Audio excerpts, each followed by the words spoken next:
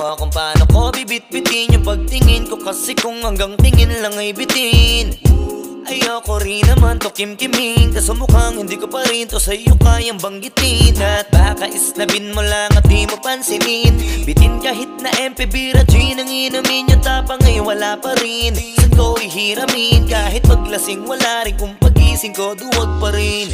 Paano sasama kung hindi ako nag-aaya? Paano tatama kung hindi ako tumataya? Minsan iniisip ko na wag na lang kaya, kaso yung isip ko ay nagbabago din maya-maya. At sobrang sa pag-asa, kulang sa kumpiyansa, kaya mukhang malabong magka-tsansa. Gusto ko lang naman ay maging popoy mo ba siya? Yun ang matagal ko ng pantasya.